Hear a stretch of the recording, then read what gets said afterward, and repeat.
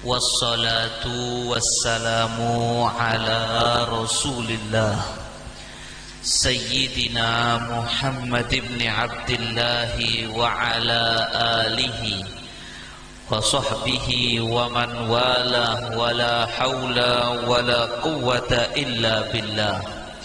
Rabbi shrah li sadri wa yassir li amri wahlul uqdatan min lisani yafqahu qawli. Amin. Bismillah, masya Allah, la yasuqul khair illallah. Bismillah, masya Allah, la yasrifus su'a illallah. Bismillah, masya Allah, ma kana min ni'matin faminallah. Bismillah, masya Allah, la hawla wa la quwwata illa billah. Yang saya hormati dan saya muliakan kepada para habaib yang hadir pada malam hari ini, wabil khusus kepada Al-Habib Muhammad bin Abdurrahman As-Saqqaf, dan juga kepada para habaib yang lain yang kalau ada yang namanya tidak saya sebutkan tanpa mengurangi rasa hormat dan rasa ta'zim kami kepada beliau-beliau, begitu juga kepada para alim ulama, para kiai yang sangat kami hormati dan kami muliakan, wabil khusus Kiai Haji Masduq Nuruddin, Kiai Haji Abdul Mughni Zam'an, Kiai Abdul Aziz, dan juga seluruh para kiai yang hadir. Banyak yang saya tidak bisa menyebutkan namanya, sedikit pun tidak mengurangi rasa hormat dan ta'zim kami. Begitu juga Ustadz Nawawi dan juga tuan rumah, tokoh masyarakat Klebun yang hadir, mungkin juga tokoh masyarakat, dan juga tuan rumah keluarga besar dari almarhum Haji Syamsuddin, dan juga kepada seluruh hadirin hadirat yang dimuliakan oleh Allah Subhanahu wa ta'ala. Alhamdulillah, pada malam hari ini kita duduk di majelis yang mulia ini dalam keadaan iman, dalam keadaan Islam. Di antara sekian banyak makhluknya Allah, manusia satu dunia, tidak semuanya diberi hidayah oleh Allah. Betul apa tidak? Lebih banyak yang kafir daripada yang diberi hidayah. Tapi alhamdulillah, kita dipilih oleh Allah menjadi yang diberi hidayah untuk memeluk agama Islam, satu-satunya agama yang datangnya dari Allah Subhanahu. Dan kita duduk di sini juga dalam rangka memperingati Maulid, memperingati dan mengenang Rasul Nabi kita Muhammad sallallahu alaihi wasallam, dan juga memperingati 1000 hari dari wafatnya Haji Syamsuddin. Kita doakan mudah-mudahan Haji Syamsuddin dirahmati Allah. Allahumma ja'al qabrahu raudhatan min riyadil jinan. Ya Allah, jadikanlah kuburnya menjadi taman-taman surga, diangkat derajatnya oleh Allah, diampuni dosa-dosanya oleh Allah, dan seluruh keluarga anak-anaknya yang telah berjuang, yang telah berusaha untuk mengadakan acara ini. Anak-anaknya ditulis menjadi anak yang berbakti kepada kedua orang tuanya, berbakti kepada ayahnya, yang mana Nabi kita Muhammad sallallahu alaihi wa alihi wa sahbihi wasallam pernah bersabda, kata Nabi, al-ibnul bar la yadkhulun nar.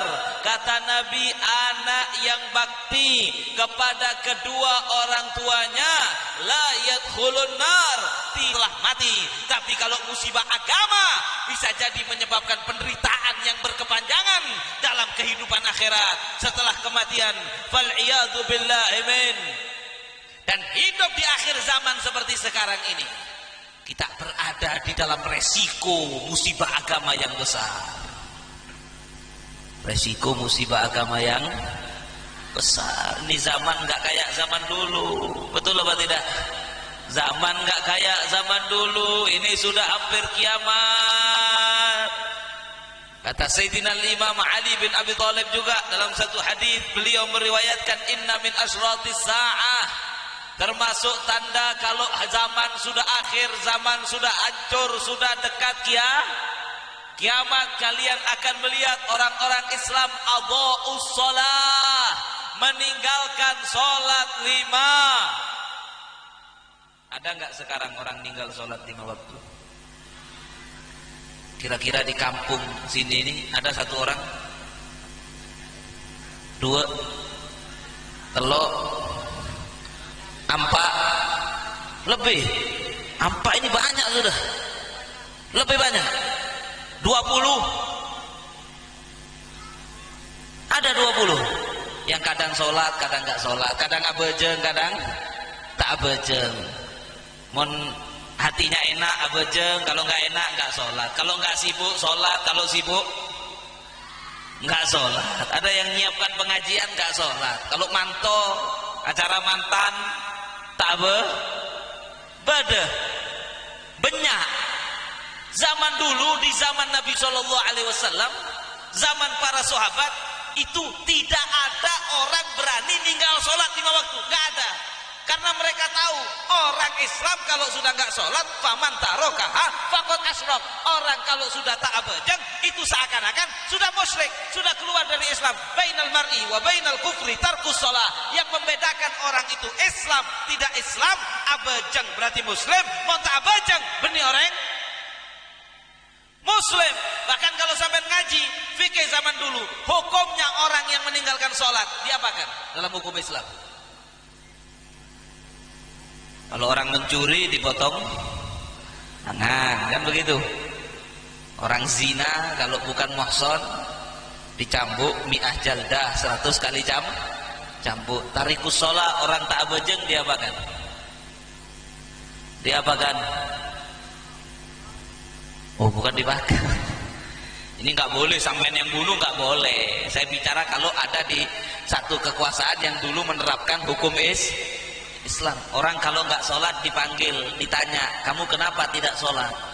Sengkah engkau, sengkah kata orang Madura, males. Dinasehatin, kamu harus sholat. Nggak sholat lagi dinasehatin 2 kali, 3 kali, pakun, sengkah tak abejengah, dihukum pancung. Karena ini gimana? Islam kok nggak sholat? Dihukum pancung, dimandikan jenazahnya, dikuburkan. Tapi kalau ditanya, kamu kenapa nggak sholat? Oh, menurut saya sholat 5 waktu tidak penting, tidak perlu, tidak wajib. Maka dihukum pancung, jenazahnya nggak usah dimandikan, dibuang saja di situ, dibuang di sungai. Karena dia sudah kufur, karena tidak meyakini kewajiban itu zaman dulu, zaman para sahabat, sehingga muslim gak ada yang berani ninggalkan sholat, semuanya sholat. Tetapi di zaman sekarang kita lihat orang tidak sholat dianggap biasa, betul apa tidak? Orang gak sholat dianggap biasa. Kadang di keluarga bapaknya tak abejeng, istrinya tak abejeng, anaknya gak sholat, di rumahnya ditulis haji mabrur, haji, preman haji tak abejeng. Haji apa ini namanya? Kalau ditanya, oh sudah kan sholat di Mekah itu kan 100.000 kali lipat. Engkau berdua Mekah 40 areh, abejeng setiap hari, oh sudah banyak pahalanya, cukup pun. Pleman tak abejeng, la haula wala quwata illa billah. Padahal inna awwala ma yuhasabu bihil abd yaumal qiyamah as-shalah. Nanti pada hari kiamat pertama ditanya di sana, belum ditanya yang lain, ditanya masalah abajang 5, bukan duha witir, tidak, sholat 5 waktu. Kalau sholatnya beres, insya Allah selamat. Sholatnya nggak beres, pasti masuk neraka. Itu Nabi yang mengatakan. Maka kalau ada orang tidak sholat dengan sengaja meninggalkan sholat kemudian mati su'ul khatimah, akan menderita di kubur, disiksa di kubur, menderita di mahsyar, disiksa di kubur mungkin bisa 1000, 2000 tahun, disiksa, bayangkan, disiksa, dipukul, dipotong-potong, dibakar, dikubur ribuan tahun, digigit ular 1000 tahun, keluar dari kubur, menderita di mahsyar, tenggelam dengan keringatnya, diinjak-injak, bisa tahunan, ratusan tahun, ribuan tahun, gara-gara tidak sholat. Tetapi ketika kita hidup di zaman yang orang tidak sholat dianggap biasa, kita rawan, anak-anak kita rawan beresiko terpengaruh ikut-ikutan tidak sholat. Kalau ikut-ikutan tidak sholat, celaka di akhirat. Bahaya apa tidak hidup di zaman sekarang? Kalau zaman dulu semuanya sholat, oh jadi ikut semua sholat. Ketika zaman sekarang banyak yang nggak sholat, ya udah nggak sholat, ikut nggak sholat. Temannya 10 nggak sholat semuanya, dia ya udahlah, teman-teman saya nggak sholat juga nggak apa-apa, akhirnya norok nggak sholat. Inilah bahaya akhir. Kata Sayyidina Ali, kamu lihat nanti di akhir zaman orang-orang banyak yang meninggalkan sudah terjadi sekarang. Wastahallu al-kabair. Kalian akan lihat orang-orang di akhir zaman menghalalkan, bukan hanya melakukan, lain melakukan dengan saya izin minum sebentar. Saya ini tadi perjalanan langsung. Saya berangkat dari rumah saya tadi hampir asar. Nyampe jam segini di sini. Alhamdulillah wa syukrulillah. Apa tadi? Wastahallu al-kabair. Orang di akhir zaman kamu lihat orang Islam. Orang Islam benih orang kafir. Orang Islam ngakunya Islam, KTP-nya Islam, istahallu al-kabair, menghalalkan, bukan melakukan. Menghalalkan, menganggap halal, menganggap tidak apa-apa, al-kabair, dosa-dosa besar seperti minum minuman keras, zina, judi. Berapa banyak kemarin waktu melihat Piala Dunia yang taruhan judi tidak merasa dosa? Ada? Oh nggak apa-apa, beb, buat seru-seruan. Badah haram, dikit-dikit haram, nggak apa-apa. Yang meyakini taruhan nonton bola halal murtad, keluar dari Islam. Murtad, benar dosa, murtad. Man halala haraman faqad kafar. Hadis sahih, kata Nabi, yang menghalalkan barang haram, meyakini haram itu halal, murtad. Lain kalau taruhan bola, kalau ditanya hukumnya gimana? Iya sebenarnya haram tapi saya senang. Nah, itu nggak murtad, dosa besar. Dia masih sadar itu haram, tapi ketika dia bilang nggak apa-apa, murtad. Kalian melihat di akhir zaman orang Islam menghalalkan dosa besar. Kemarin saya baca satu artikel, perhatikan ini informasi. Saya baca satu artikel, ada satu bencong, oneng bencong. Apa bahasa Maduranya? Pada apa? Bantu. Dapat ilmu baru saya ini. Bantu ini buka pondok. Bayangkan sampean, bantu membuka pondok pesantren. Gila tak gila? Bantu ini harusnya didakwain biar tobat kembali jadi laki-laki, karena kata Nabi orang laki yang menyerupai perempuan dilaknat oleh Allah. Ini bencong yang satu ini pakai jilbab jadi nyai. Buka pesan. Ini kalau nggak mau kiamat nggak mungkin. Ini bukan di Jepang, bukan di mana, bukan di Amerika, di Indonesia. Buka pesantren, santrinya bantu kabi.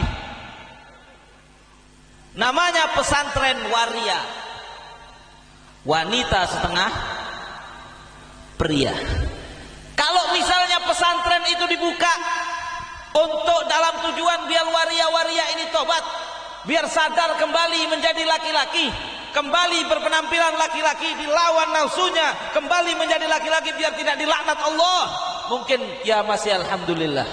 Tapi ini sebaliknya, bukannya disuruh tobat, tetapi disuruh jadi bantu yang solihah katanya. Dan apa kata nyai palsu ini tadi? Dia mengatakan, diwawancarai oleh koran Tempo, saya baca di media Tempo, dia mengatakan Tuhan, perhatikan, Tuhan berarti Allah, pakai jilbab ini bencongnya ini. Ini yang pakai jilbab nggak malah dapat pahala, malah dapat laknatnya Allah. Kalau orang perempuan pakai jilbab dapat pahala menutup aurat. Tapi kalau orang laki-laki pakai jilbab hukumnya gimana?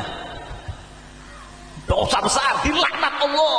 Karena Nabi bersabda, la'anan nabiyyu al-mutasyabbihina bin nisa. Allah melaknat laki-laki yang menyerupai perempuan. Apa kata nyai palsu tadi yang membuka pondok pesantren Waria tadi? Dia mengatakan ketika diwawancarai media Tempo, Tuhan tidak akan mempermasalahkan seandainya kamu seorang gay ataupun seorang transgender, katanya. Apa artinya bagi yang nggak tahu? Katanya Allah tidak akan marah, kata dia. Allah tidak akan marah, Allah tidak murka, Allah tidak akan memarahi dan menyiksa walaupun kamu itu gay itu laki yang tero kepada sesama laki, homo ataupun transgender atau pelaki-laki yang berubah jadi perempuan, itu halal, itu nggak apa-apa, nggak dimurkai Allah, nggak menyebabkan masuk neraka, nggak menyebabkan disiksa di kubur, katanya dia. Sesat nggak sesat? Menghalalkan dosa besar atau tidak? Terjadi ternyata yang dalam hadis tadi, istahallu al-kabair, mereka menghalalkan dosa-dosa, dosa yang besar yang orang Islam gak perlu alim, orang awam tahu ini banget dosa, ini ada ayatnya haram tapi dianggap halal, berarti sudah akhir. Hidup di zaman seperti ini bahaya apa tidak? Bahaya apa tidak? Kalau sampai naudzubillah anak-anak kita terpengaruh pemahaman yang menganggap oh nggak apa-apa jadi gay, nggak apa-apa laki suka laki, nggak apa-apa jadi bentuh, nggak apa-apa jadi bencong, tidak haram, boleh saja, sah-sah saja. Murtad apa tidak murtad? Kalau murtad mateh murtad, diseksa di kubur selama-lamanya, di mahsyar, masuk neraka, khalidina fiha abada, selama-lamanya di neraka. Fal'iyadu billahi min dzalik. Mudah-mudahan dijaga oleh Allah diri kita, istri kita, anak-anak kita dijaga oleh Allah, tidak terpengaruh daripada fitnah akhir zaman ini.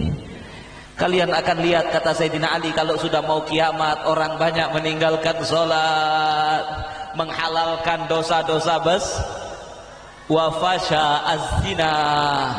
Kalian akan lihat zina merajalela di mana-mana. Banyak orang zaman sekarang ada orang zina. Madura beda orang zina. Zamannya Rasulullah itu ada orang zina, ada. Zamannya Nabi ada.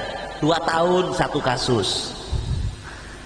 3 tahun 1 heboh, oh ada kasus zina dicambuk 100 kali, 3 tahun sekali, 4 tahun ada 1. Zaman sekarang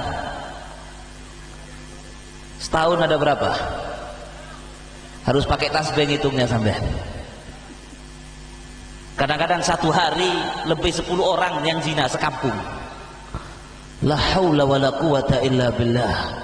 Seakan-akan zina itu barang biasa, padahal dikatakan dalam Allah Subhanahu wa taala berfirman, walladzina la yad'una ma'allahi ilahan akhar wa la yaqtuluna an-nafsa allati harramallahu illa bil haqq wa la yaznun wa may yaf'al dzalika yalqa athama yudha'af lahu yaumal qiyamati abatan wa yakhlud fihi muhana. Kata Allah Subhanahu wa taala, barang siapa yang zina maka tidak tobat, mateh kita tobat dari zinanya, maka dia menghadap Allah dalam keadaan berlumuran dosa, dan dia akan menghadap Allah berlumuran dosa dan dimasukkan ke dalam api neraka, bisa kekal selama-lamanya dalam neraka.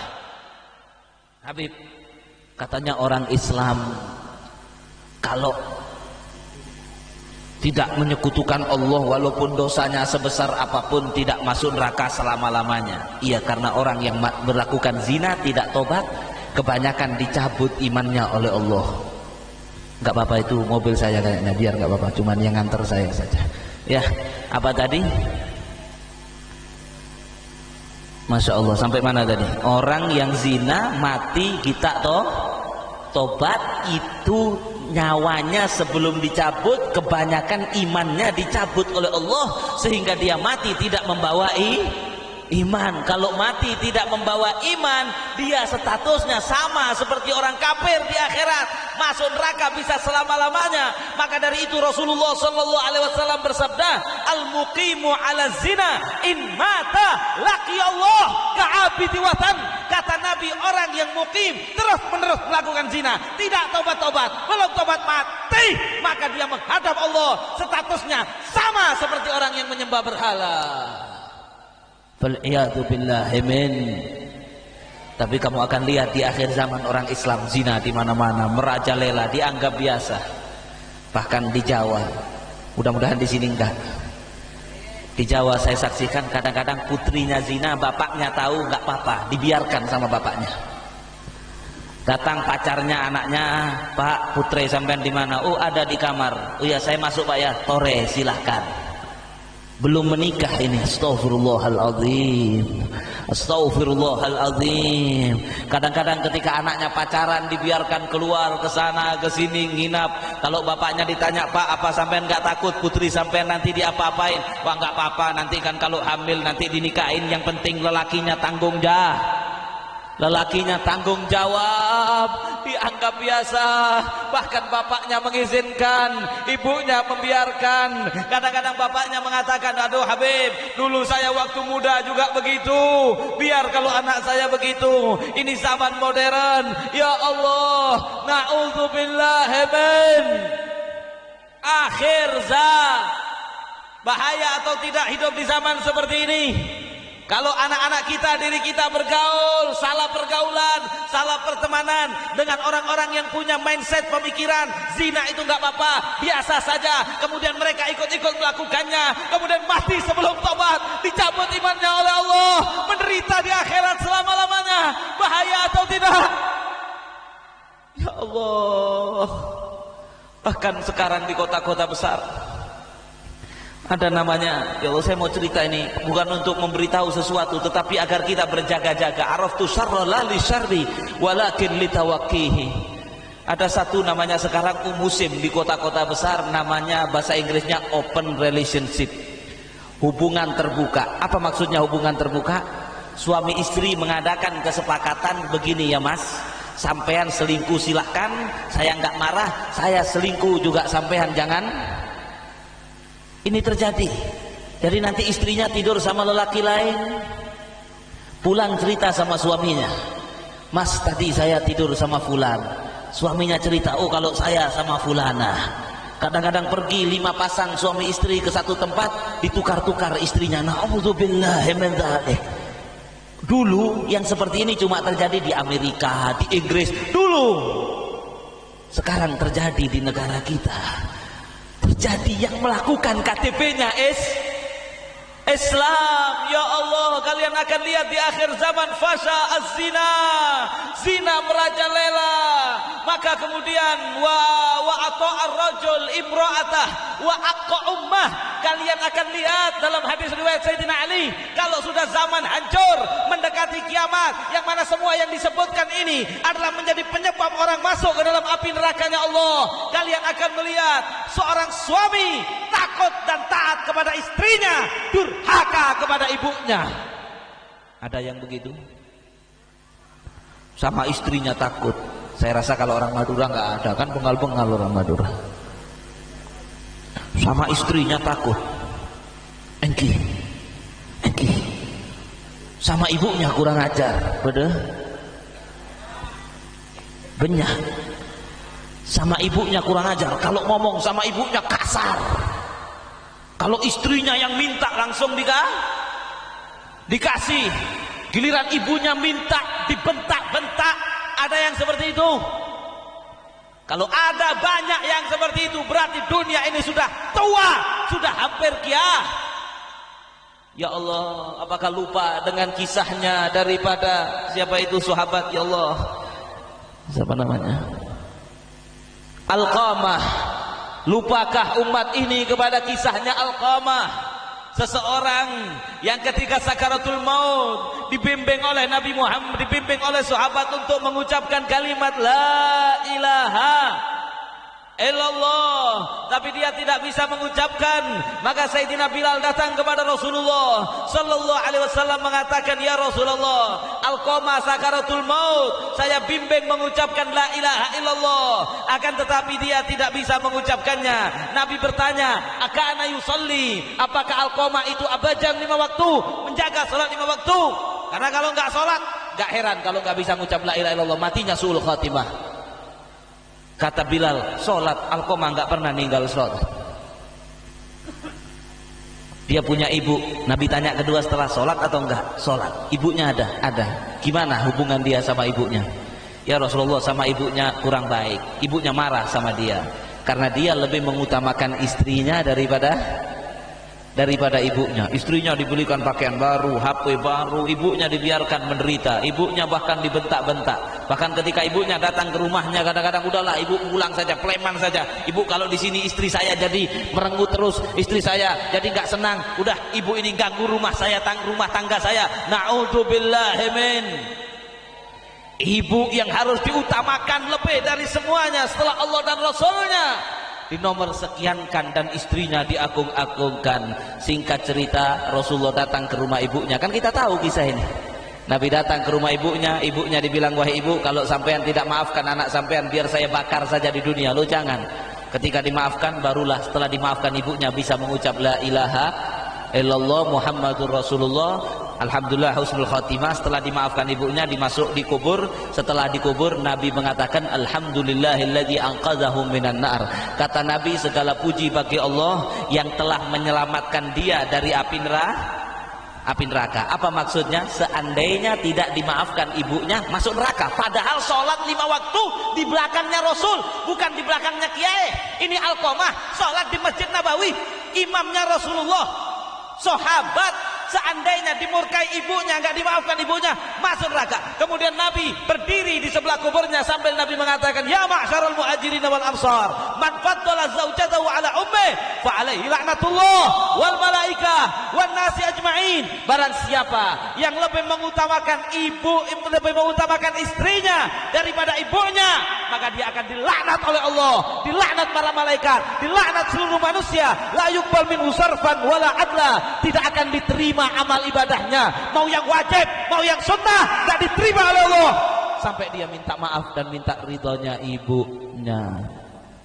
Jadi kalau zaman sekarang kita hidup di zaman yang banyak suami takut istri, sama istrinya takut, sama istrinya taat tapi berani dan kurang ajar sama ibunya, bahaya atau tidak? Kalau sampai kita terpengaruh menyebabkan masuk neraka. Sudahlah, ini hadis kalau saya baca panjang, kasihan sudah ngantuk semuanya ini. Cukup? Hampir jam 11. Sudah tidur yang kecil-kecil ini, kasihan. Lanjut berapa menit? Saya yang begini nanti 1 jam. Kalau saya teruskan hadisnya tadi panjang, intinya kita hidup di akhir zaman bahaya. Ibarat ini kita hidup ini badainya, anginnya besar, banjirnya besar. Kalau kita nggak pegangannya kuat, kita hanyut terikut kepada banjir itu, dan banjir itu membawa kita kepada kecelakaan, kepada siksa, kepada kesengsaraan dan kehinaan di kehidupan akhirat. Kalau pengen selamat, pengen selamat nggak kita? Pengen selamat nggak kita? Kalau pengen selamat, saya teringat kalamnya Sayyidina Bishr al-Habba, Sayyidina Masya Sahal at-Tustari radhiyallahu ta'ala anhu. Pengen selamat dari fitnah-fitnah akhir zaman, yang pertama kuncinya at-tamassuk bi kitabillahi ta'ala. Pegang Quran. Bukan pegang kitab Quran gini, bukan. Berpegang kepada nilai-nilai Quran. Kalau sampai nggak paham Quran, mendekat ke para alim ulama yang paham Quran, duduk di majelisnya orang alim yang betul-betul mengamalkan ilmunya, yang mengajarkan Quran, yang diceramahnya menyampaikan ayat-ayat Quran, mengajarkan tafsir makna Quran, yang mana nanti Quran itu kita tahu kalamnya Allah. Kalau Quran mengatakan orang yang laki suka sama laki dilaknat masuk neraka, ya sudah, itu kita pegang. Mau satu dunia mengatakan laki suka laki itu benar nggak salah, tetap kita pegang apa yang ada dalam. Siap? Ketika Quran mengatakan khamr, minuman keras haram, sabu-sabu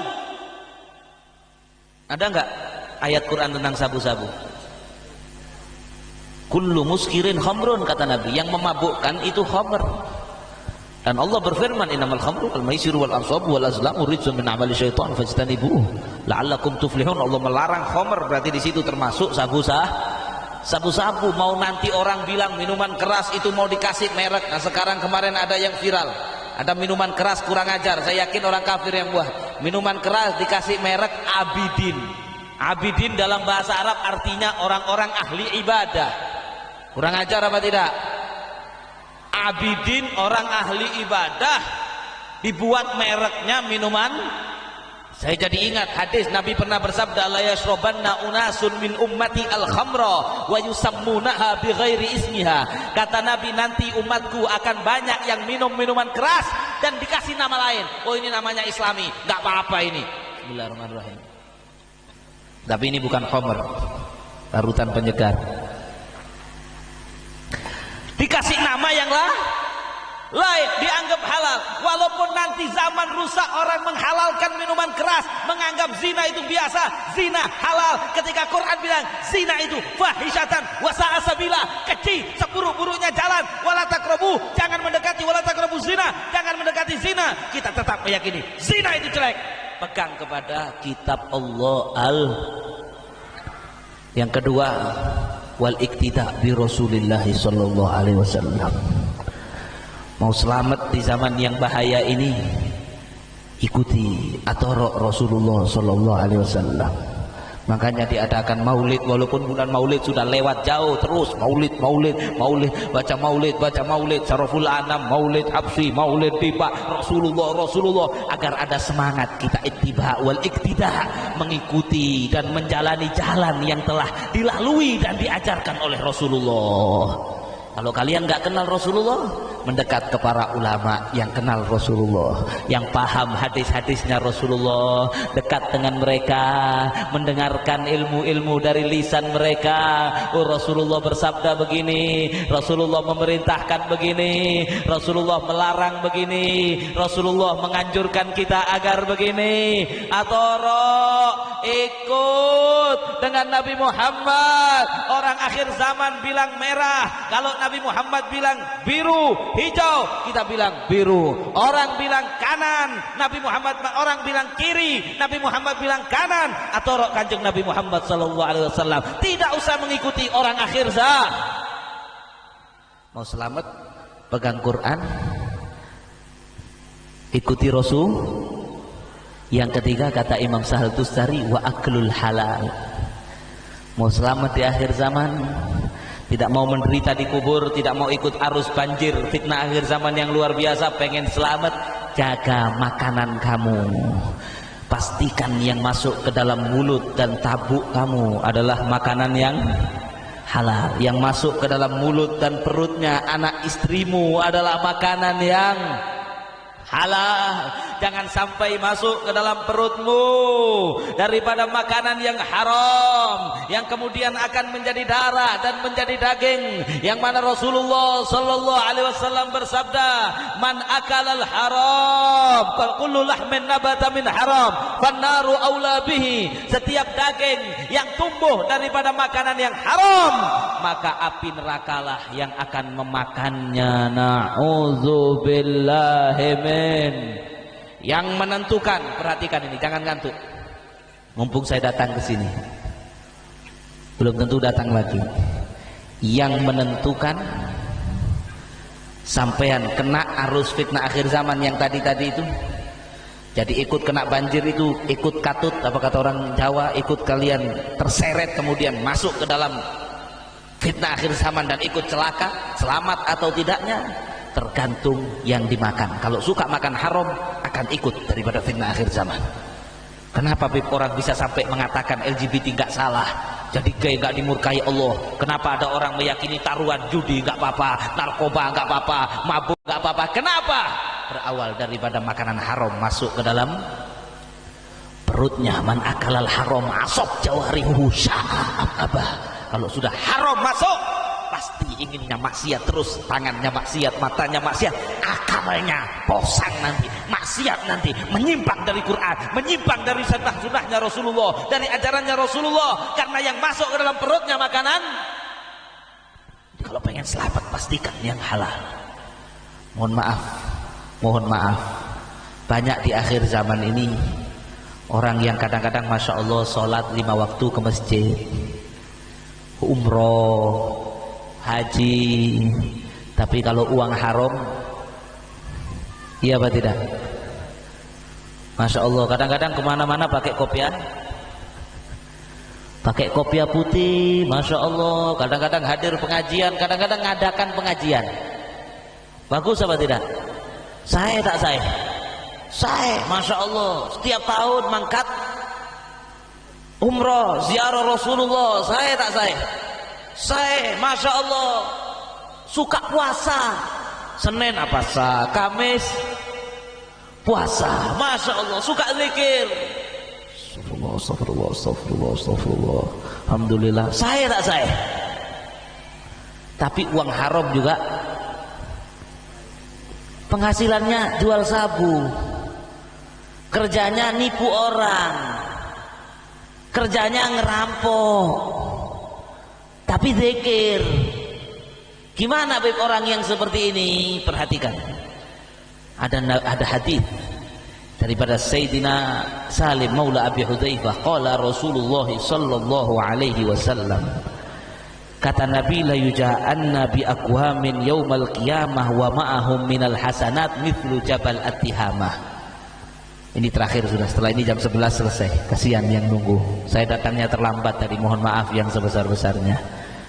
Kata Nabi, akan didatangkan nanti pada hari kiamat sekumpulan orang, wa ma'ahum minal hasanat mithal jabal at-tihamah, yang mana mereka punya amal ibadah kebaikan banyaknya seperti gunung at-tihamah.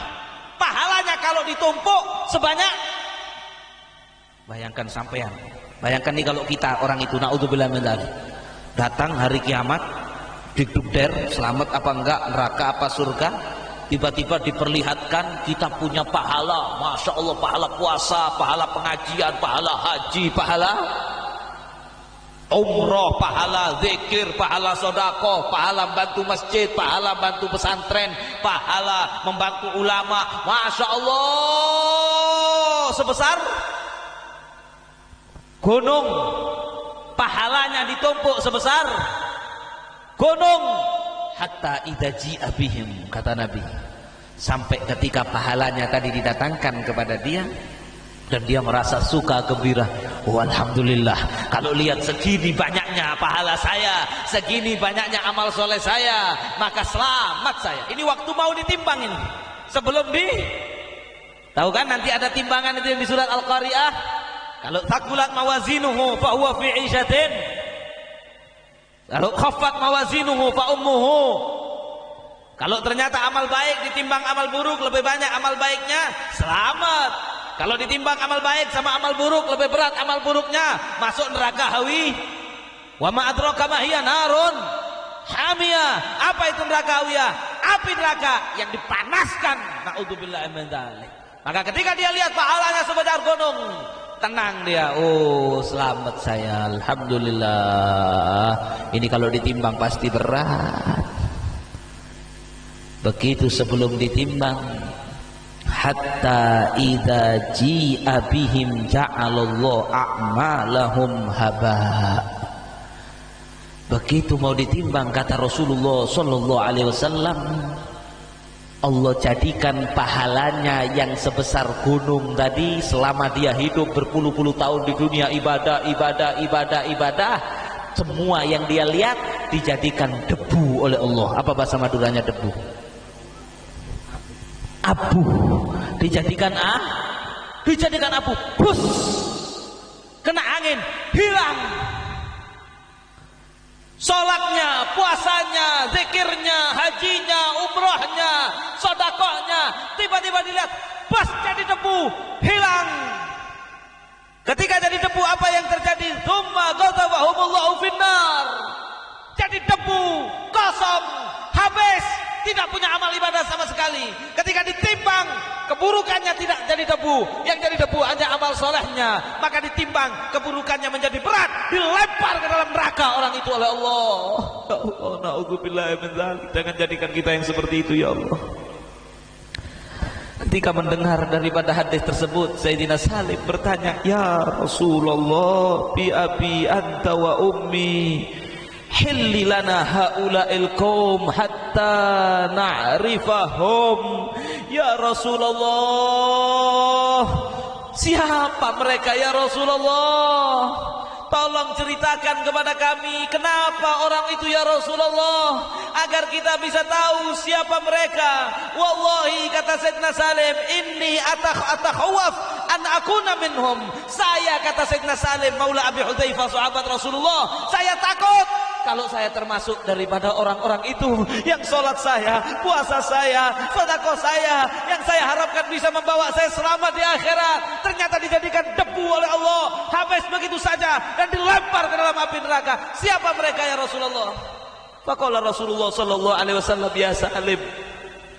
Maka kemudian Nabi sallallahu alaihi wasallam mengatakan, wahai Salim, ama innahum kanu yasumun wa yusallun walakinnahum idza arada lahum syai' minal haram wa tabu alaihi fa adhadallahu ta'ala a'malahum.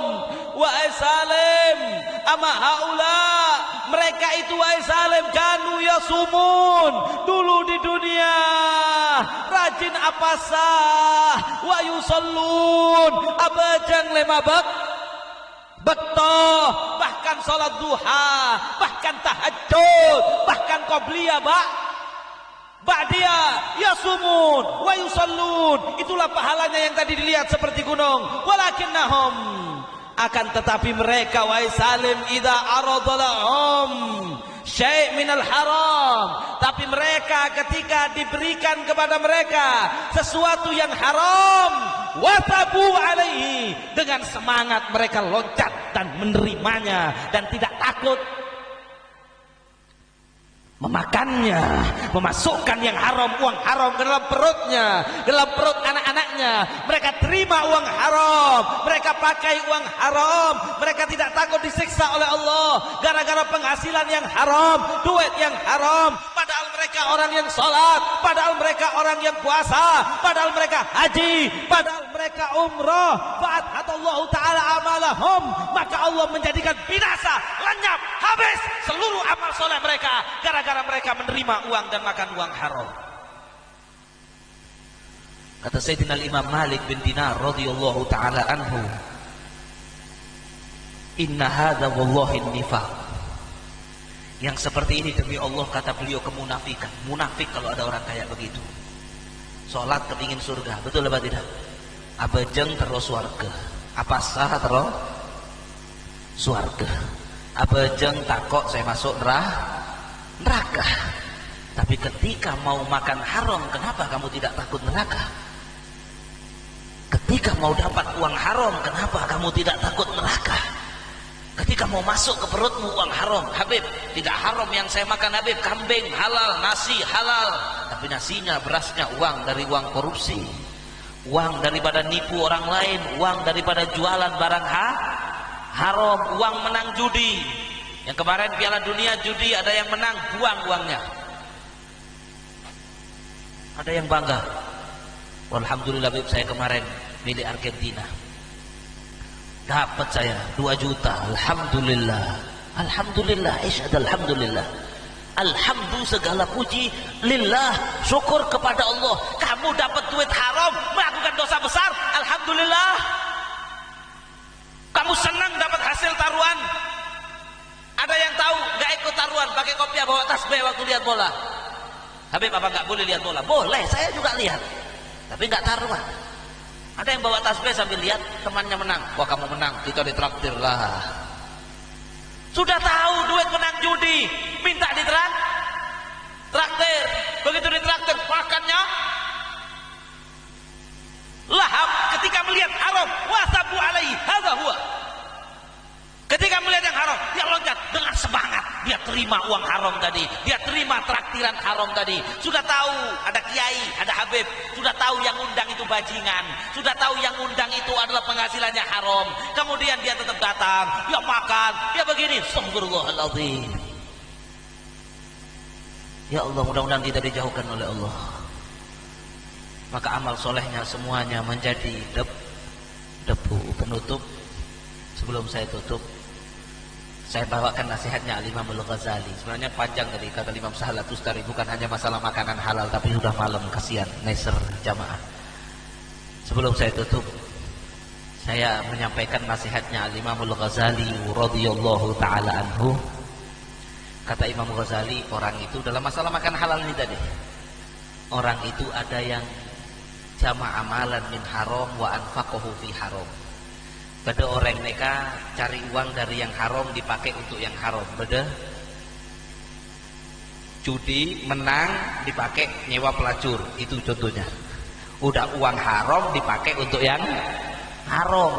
Atau misalnya jualan minuman keras, hasilnya dipakai judi, hasilnya dipakai judi, hasilnya dipakai hura-hura yang haram. Maka dapatnya dari yang haram dipakai untuk yang haram, fayuqalu lahu idhabu bihi finnar. Kata kalamnya Imam Ghazali, orang yang seperti itu seretlah masukkan api neraka.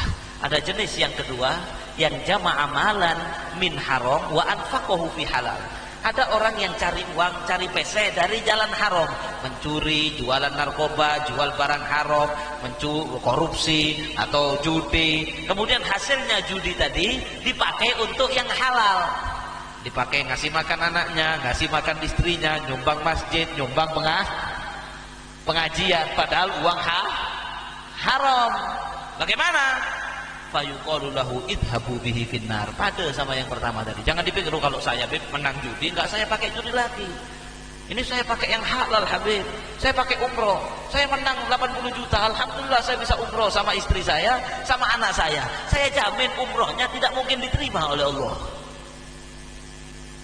Apa yang akan dihisab nanti pada hari kiamat? Orang ini dulu dapat duit dari cara haram, dipakai untuk yang halal, idhabu bihi finnar, masukkan neraka, kata Imam Ghazali. Yang ketiga, jama' amalan min halal wa anfaqahu fi haram. Mengumpulkan uang dari yang halal, alaqo apa di sini biasanya? Hah? Apa?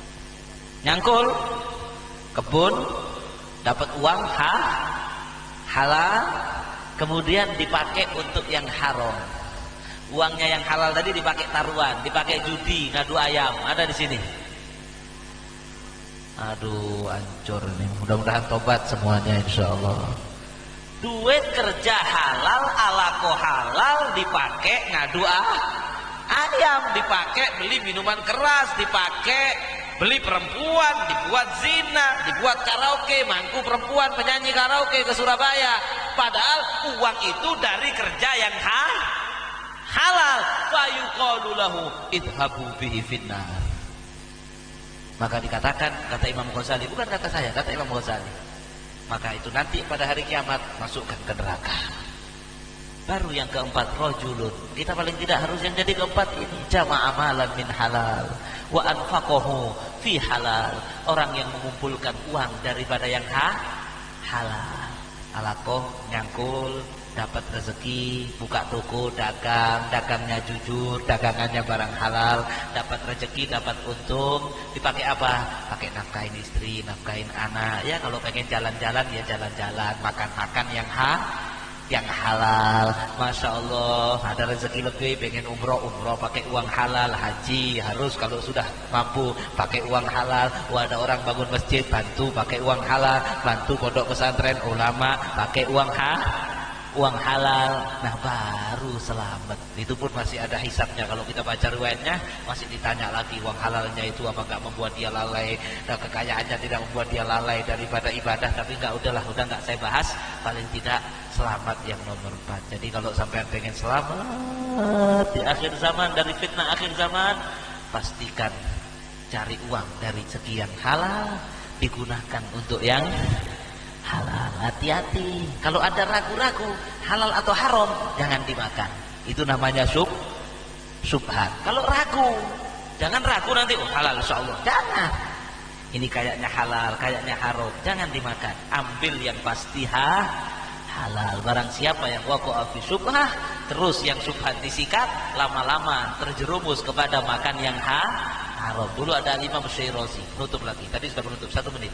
Al-Imam Asy-Syirazi radhiyallahu taala anhu pergi ke masjid bawa uang 1 dinar. Zaman dulu 1 dinar bunder gini, emas besar. Ditaruh di 1 dinar itu 3,5 gram. Berapa uangnya kalau sekarang? Jangan saya bawa pulang mencuri saya ini nanti. Emas berapa? 3 gram. 1 gram berapa ibu-ibu emas? Orang Madura kan banyak emasnya. Berapa? 1 juta. Berarti 3,5 gram, berarti 3,5 juta.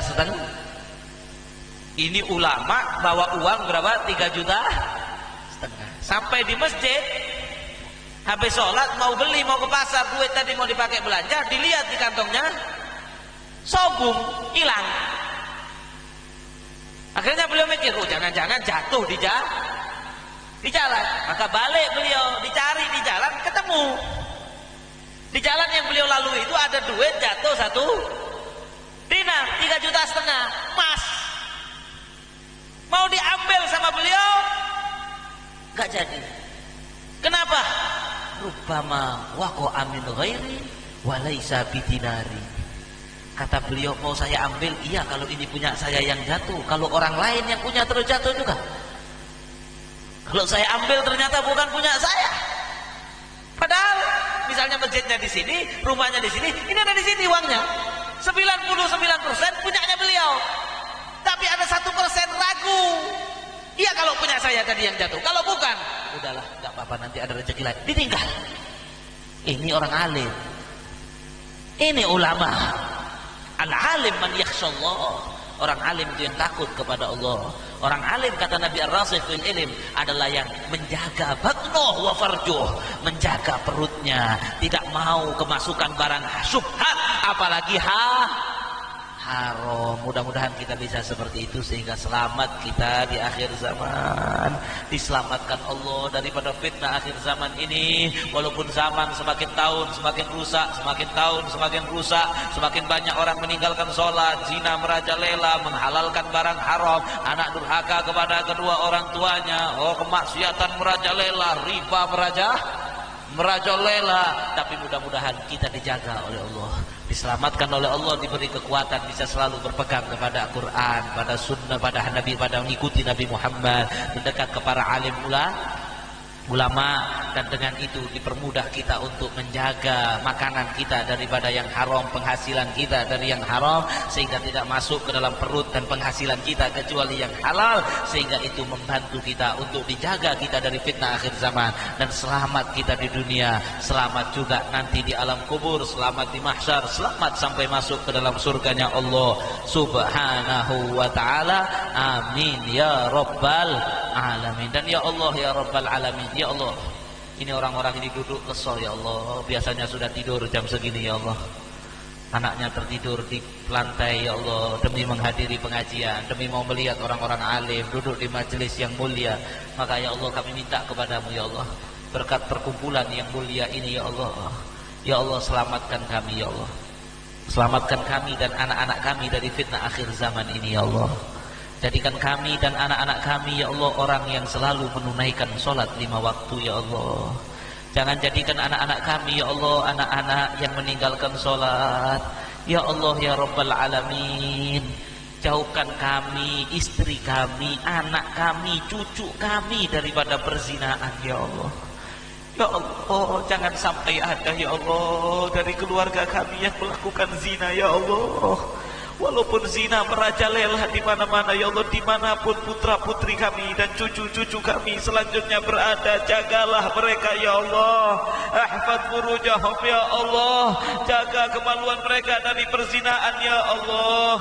Jagalah kami, istri kami, anak keturunan kami ya Allah, daripada minum-minuman keras, daripada narkoba, dari perjudian ya Allah, daripada perbuatan kaumnya Nabi Lut yang laki suka kepada laki, perempuan kepada perempuan ya Allah, laki menyerupai perempuan yang kami tahu itu memancing laknat murkamu, membawa mereka ke neraka dan memancing azabmu turun pada kami ya Allah. Ya Allah, ya Rabbal Alamin, jadikanlah kami, istri kami, anak-anak kami ya Allah seperti permata di tengah kerikil ya Allah. Ketika di sekeliling manusia zaman ini banyak orang-orang yang sudah tidak peduli lagi kepada kewajiban-kewajibannya kepadamu, tidak peduli lagi atas larangan-laranganmu ya Allah. Jadikanlah kami, istri kami, anak kami, cucu-cucu kami ya Allah seperti permata bersinar yang walaupun jumlahnya sedikit akan tetapi tetap taat dan berpegang kepada ajaranmu dan berpegang kepada ajaran yang telah digariskan oleh kekasihmu Nabi kita Muhammad sallallahu alaihi wasallam. Ya Allah, jadikan kami, anak-anak kami, istri kami, cucu kami ya Allah cinta kepada Nabi Muhammad, cinta kepada sahabatnya Nabi Muhammad, hatinya dipenuhi cinta kepada ahlul bait, keluarganya Nabi Muhammad sallallahu alaihi wasallam, cinta kepada anak cucunya Nabi Muhammad, cinta kepada ulama, para kiai yang mereka pewaris daripada Nabi Muhammad sallallahu alaihi wasallam. Jadikan hati kami, hati istri kami, hati anak-anak kami, hati cucu kami ya Allah tidak suka kepada orang-orang kafir, kepada orang-orang fasik, kepada orang-orang bejat, kepada kemaksiatan, kepada kemungkaran ya Allah, sehingga kau berikan kepada kami ya Allah ketenangan dunia dan keselamatan akhirat. Jadikan kami orang-orang yang kata Nabi Muhammad zahabu bi syarafid dunya wa na'imil akhirah, yang selalu pergi berjalan dengan kemuliaan dunia dan ketika wafat dalam keadaan husnul khatimah, kemudian hidup bergelimang kenikmatan akhirat. Amin amin ya rabbal alamin bi barakati nabiyina wa jaddina Muhammadin sallallahu alaihi wa alihi wa sahbihi wasallam. Ya Rabb ya Rabb ya Rabb, taqabbal du'ana wa la taqta' raja'ana ya raja'ana ya Rabb ya Rabb ya rabbal alamin. Amin amin ya rabbal alamin. Ini yang bisa saya sampaikan. Ada kekurangan, kesalahan, kata-kata saya yang kasar, menyinggung hati hadirin semuanya, saya mohon maaf. Kalau ada yang marah sama ceramah saya ini, yaitu salah saya mohon maaf. Tapi demi Allah nggak ada niat apa-apa, niatnya biar kita selamat semuanya. Kalau waktunya terlalu panjang, ada yang ngantuk, ada yang nggak paham karena bahasa Indonesia, saya nggak bisa Madura lancar. Agak ngerti sedikit, mau saya banyakin takut keliru, malu, todus nanti.